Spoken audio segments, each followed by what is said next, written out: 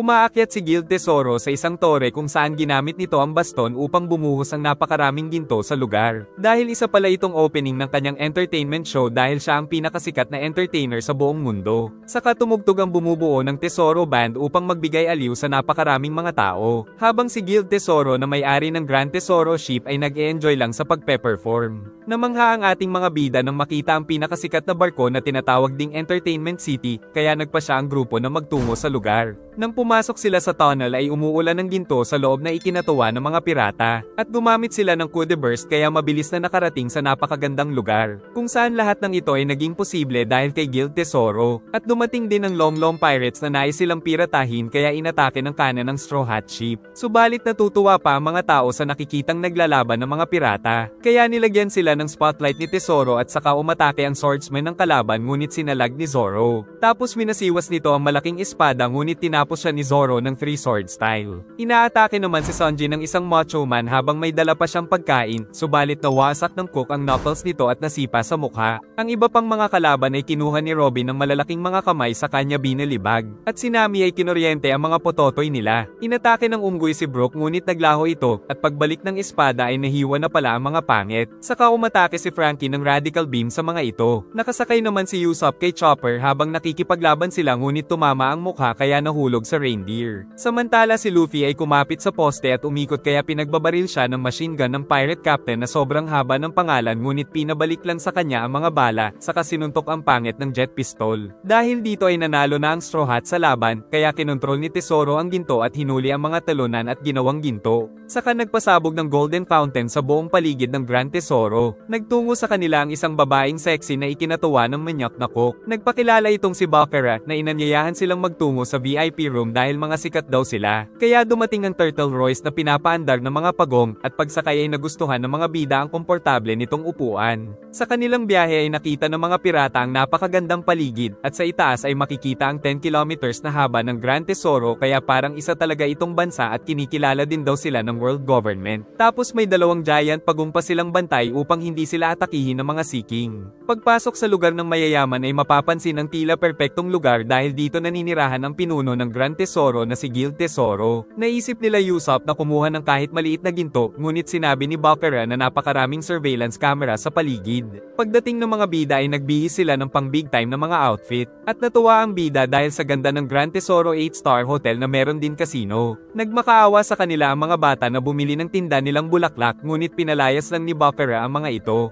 Magkasama sila Karina at Tesoro nang dumating si Tenoka upang mag-report na nandoon na ang Straw Hat. At natuwa naman si Guild dahil si Luffy na mismo ang tumalo kay Doflamingo. Samantala nag-iingay na ang isang lasing, subalit hindi ito nagustuhan ni Guild kaya banihag siya nito ng ginto at pinabagsak ang chandelier para tuluyang mamatay, na pinagtawanan ni Tesoro pero natakot lang ang mga kasama. Pinakita ang iba't ibang mga palaro sa loob ng kasino. Saka binigyan din sila ng mga chips ngunit nagmadali na ang mga kasama na maglaro. Ngunit nang tinanong ni Nami ang game ay 100,000 pala ang pusta sa pinasok nila Luffy na karera. Gayunpaman ay sumali pa rin sila, at nang magsimula ay agad na nanguna si Jimmy Myers. Subalit pinagbabaril siya ng mga kalaban sa race hanggang sa matalo. Kaya si Marine Officer Straight na ngayon ang nangunguna, kaso sa sobrang bilis ay hindi nakaliko kaya nahulog ang kanilang sasakyan. Mabilis naman na nakahabol ang asul na kotse na sinasakyan ng Straw Hat Pirates. Ngunit sa utos ng unggoy ay naglagay ng pampadulas ang nurse sa daan kaya napahinto sila ngunit muli silang bumalik sa karera. Nangunguna ang unggoy ngunit pinatalsik lang siya ng sasakyan ni Kent Beef Jr. pero nilagpasan ito ni Golden Earl. Saka nakahabol na rin sila Luffy kaya binato sila ng dayami at tuluyang nahulog sa bangin, ngunit nagpatuloy sila saka kumapit si Luffy sa itaas at tumalon ng kotse upang makabalik sila sa racetrack. At sobrang napakahigpit man ng laban ay nagawa pa ring manalo nila Luffy sa karera. Tapos nagpatuloy pa sila sa iba't ibang mga palaro at lagi pa silang nananalo kaya nakaipon ng 300,000. Sunod ay nagtungo naman sila sa VIP room kaya dumating si Tanaka at dinala sila nito sa silid ng mga VIP gamit ang kanyang Devil Fruit powers. Subalit may mga Navy din doon pero wag daw silang mag-alala dahil hindi sila huhulihin habang nasa Grand Tesoro. Isang champion sa underground na si Dice ang nag-roll ng malalaking dice at gamit ang ulo ay binasag niya ang bell upang makita ang lumabas sa dice. Nagpaplano pa sila Usopp ngunit itinaya na ni Luffy ang lahat ng token nila, mabuti na lang ay nanalo sila. Saka dumating doon si Guild Tesoro para batiin sila tapos hinamon nito si Luffy sa isang laro. Kapag nanalo daw si Luffy ay bibigyan siya ni Tesoro ng 10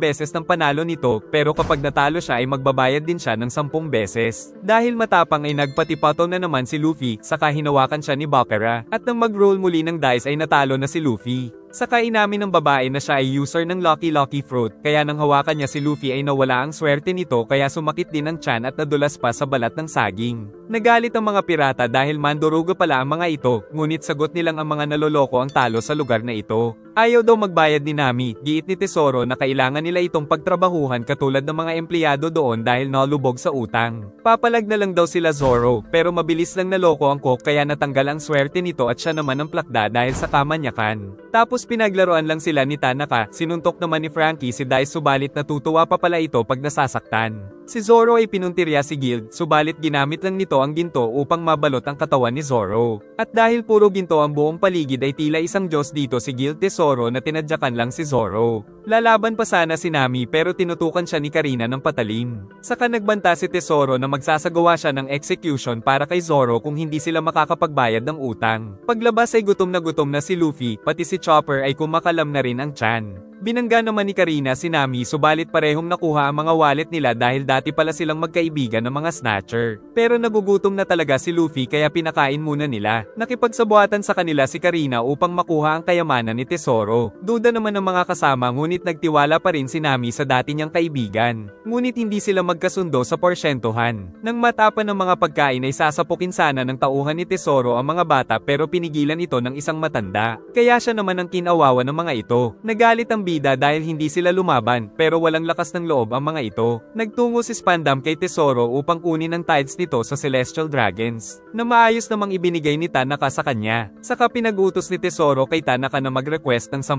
Navy fleets para tulungan sila. Samantala pinapakinggan naman ng Revolutionary Army ang kanilang usapan. Sinabi ni Lucci ang request ni Tesoro kay Fujitora pero ayaw sumunod ng Fleet Admiral dahil dating pirata daw si Tesoro. Kinabukasan ay nagplano kaagad sila Nami sa kanilang misyon kaya naghanda din sila ng mga disguise. At pagsapit ng hapon ay naalala ng dalawa nung nahuli sila ng mga pirata. Upang makaligtas ay nangako si Karina na ibibigay ang lahat ng mga naipon kapalit ng kanilang buhay pero hindi na siya bumalik tapos nalaman pa ni Nami na pati ang mga kayamanan niya ay kinuha ng kaibigan kaya pinagtawanan siya ng mga pirata. Subalit ngayon ay bati na ulit sila. Pagsapit ng gabi ay nakahanda na ang grupo na kunin ng 500 billion subalit kailangan nilang mag-ingat dahil malakas ang pakiramdam ni Tesoro dahil gold ang buong paligid. Kailangan nilang dumaan sa spiral stairs ngunit napakaraming CCTV kaya kailangang umakyat ng Team A at magtungo sa control room upang patayin ang mga kamera. Kapag nagawa na ito ay aakyat na ang Team B gamit ang elevator ngunit makakaharap nila si Tanaka. Ngunit pag nakalagpas sila ay makakarating na sila sa spiral stairs at sa itaas nito ay nandoon nakalagay ang malaking safe na hawak ni Karina ang susi. Saka tatakas daw sila gamit ang mga laundry cart. Umakyat sila Luffy at Frankie sa tore ngunit dahil madulas ay gumamit si Frankie ng mga suction rockets. Samantala ginamit naman ni Karina ang impluensya at nagpa-cute pa ito upang makapasok sila sa loob ng cargo kaya tagumpay ang kanilang infiltration. Sila Luffy naman ay nagsimula na ring umakyat sa Gold Tower. Subalit bumigay ang isang suction arrow kaya iniligtas ni Frankie ang captain pero pati siya ay nahulog kaya ginamit ang malakas na utot ngunit tumama naman sa kisame kaya kumapit ang bida hanggang sa makarating sa itaas at tagumpay na nakapasok. Mabilis na tinalo ni Robin ang mga bantay upang makapasok hanggang sa makarating sa pasilyong napakaraming kamera. Ngunit dahil kay Chopper ay nalaman nila ang kilos ng mga ito upang makatawid ng ligtas kaso naiwan si Brook. Subalit hindi sumigaw ang mga camera owl dahil isa lang siyang skeleton. Nakarating na sa malaking transponder snail sila Luffy kaya kailangan na lang nilang ikabit ang hawak nilang transponder snail upang mapigilan ang camera sa spiral stairs. Maingat na bumaba ang bida ngunit mahigpit ang bantay. Kaya sa pangalawang pagkakataon ay mabilis itong nilagay ni Luffy pero huling-huli siya sa akto kaya agad na pinalabas sa lahat ng screen. Agad namang bumaba si Frankie saka pinasabog ang mga bantay. Ngunit tinamaan naman ni Tesoro ang cyborg. Saka pinakita ang kalagayan ni Zoro na nakalagay na sa execution platform nito kaya agad na sumugod si Luffy ngunit nasa lag ng ginto tapos siya pa ang nasuntok ngunit muling sumugod kaya hinuli siya ng gold nito at binalibag ang bida. Tapos hinulag sila ni Tanaka sa kulungan. Dahil dito ay nabuking na rin sila Nami ngunit mabilis lang na binanata ni Sanji ang mga ito. Saka gumamit ng teknik na nagpaliwanag sa paligid. Tumakbo sila sa isang pasilyo kung saan paparating ang Celestial Dragons kaya napilitan silang magtago. Sila Luffy naman ay nahulog sa Golden City na isang kulungan, kung saan maraming ang ginto doon pero wala naman silang pagkain. Nandoon din pala ang sikat na sogalero na si Race Max dahil natalo ito kay Tesoro. Sa kabila ng kawalang pag-asa ay hindi pa rin sumusuko si Luffy. Kaya sinabi ng mga ito na merong tubig dagat ang nasa ilalim ng kulungan na makakapagtanggal ng mga ginto na ginawa ng ability ni Guild subalit mapanganib.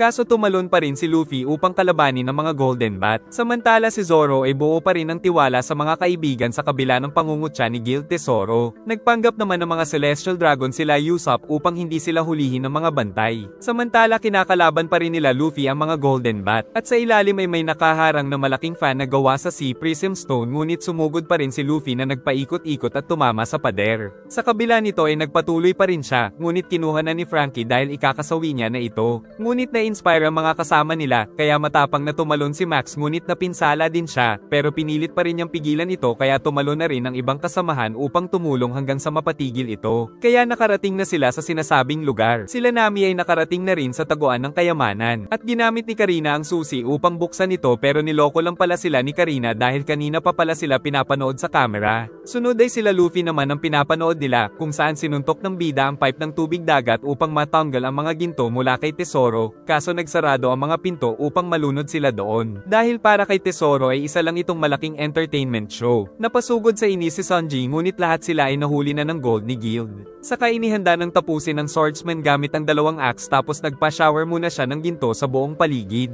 Subalit biglang namatay ang mga ilaw saka lumabas ang napakaraming tubig dagat mula sa mga pipe upang maglaho ang mga ginawang gold ni Guild na ikinatuwa ng mga tao. Nakatakas na rin si Zoro pati na ang mga kasama saka dumating sila Frankie. Giit ni Nami na si Tesoro ang naloko nila dahil kakampi pala talaga nila si Karina. Saka tinanggal ang mga disguise upang ipakita ang mga astig na outfit ng mga ito. Sa wakas ay dumating na rin si Luffy na walang alam sa kanilang plano. Dahil sa mga nangyari ay na-trigger ang masamang nakaraan ni Tesoro noong wala pa siyang pera kaya naging isang alipin at namatayan pa ng nobya dahil kinuha ng Celestial Dragon. Dahil sa galit ay nagpalabas siya ng napakaraming ginto upang tapusin ang lahat ng tao doon kaya nagmadali namang tumakas ang mga pirata.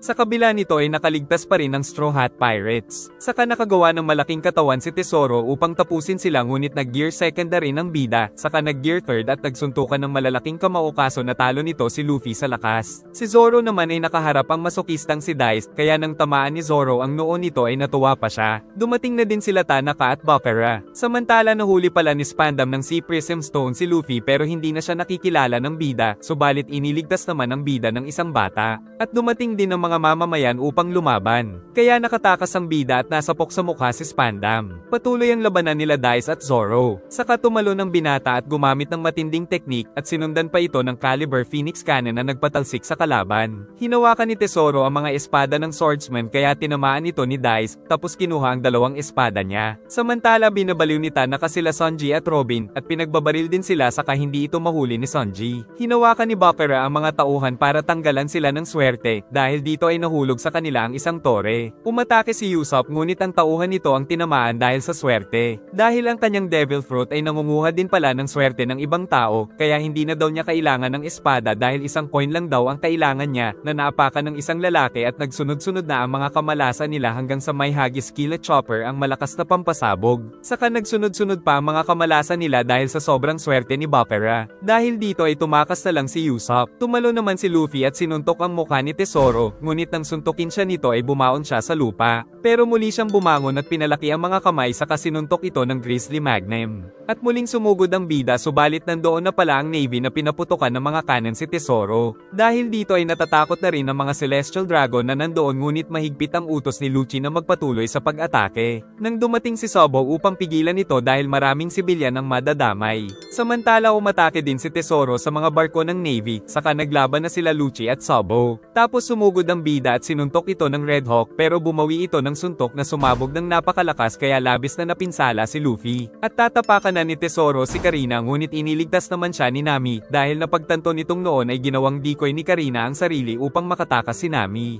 Ngunit siya naman ang kinuha ni Guild kaya kahit duguan ay ililigtas pa rin ito ni Luffy. Kaya tuluyang inihagis nito si Nami subalit iniligtas sila ni Luffy sa tamang pagkakataon at inihagis ang mga ito patungo sa spider net ni Robin. Saka nagpatuloy ang pagyanig dahil pinagsusuntok ni Luffy ang kamay ni Tesoro hanggang sa mag-crack ito at nang mag-gear fourth ang bida ay tuluyan itong nawasak. Tapos sinuntok si Tesoro ng napakalakas na Kong gun kaya bagsak ang dambuhalang gold. Nahuli na rin ni Robin si Tanaka, saka nag-apoy si Sanji at sinipa ito sa pagmumukha tapos pinagpupulbos pa ang pangit. Naghagis na naman ng coin si Bakarat kaya binalot ito ni Usopp sa bag, ngunit inaasahan niya pa ring swerte siya kaso sumabog na ang babae. Dahil ang laman pala ng bag ay isang masina ng ubos ng swerte ng babae. Kahit may espada ay nagawang mas alag ni Zoro ang atake ni Dice. Saka gumamit siya ng Dragon Twister kahit na walang hawak na sword. At kalaunan ay nakagamit na si Zoro ng isa niyang espada at ginamit ang napakabangis na teknik na tuluyang nanghiwa sa kanyang kaharap. Natakot ang mga bata nila dahil natalo ang mga executive. Naikinainis ni Tesoro kaya nagpalabas siya ng napakaraming ginto sa paligid upang tapusin silang lahat. Subalit sumugod naman ang bida na naka-gear 4 kaya naghanda rin si Tesoro ng napakasolid na ginto. Ngunit umatake na rin ng napakatindi ang ating bida at dahil sa atake ni Tesoro ay nagliwanag ang buong paligid. Gayunpaman ay hindi niya pa rin natalo si Luffy kaya dahil sa napakatinding atake ay nawasak nito ang lalaking mahilig sa ginto kaya nagkalat ang gold dust sa buong paligid. Saka tumalsik si Guild Tesoro sa barko nila Lucci. Dahil dito ay tumigil na sila Lucci at Sabo sa paglalaban. Subalit biglang nagkaroon ng countdown dahil nais daw palubugin ni Tesoro ang barko kaya kailangan lumikas ng mga tao pero ayaw sumama ni Karina dahil kokontrolin niya daw ang barko upang kaunti lang ang masaktan. Kaya nagpaiwan si Karina sa Grand Tesoro ngunit pagkatapos ng countdown ay nagkaroon lang ng mga fireworks dahil ginawa niya lang pala ito para masolo ang lahat ng ginto. Samantala inaatake na ng Navy ang Straw Hat Pirates nang makita ni Nami ang sulat ni Karina dahil naisahan daw siya nito ngunit marami pa rin siyang nakuhang gintong singsing.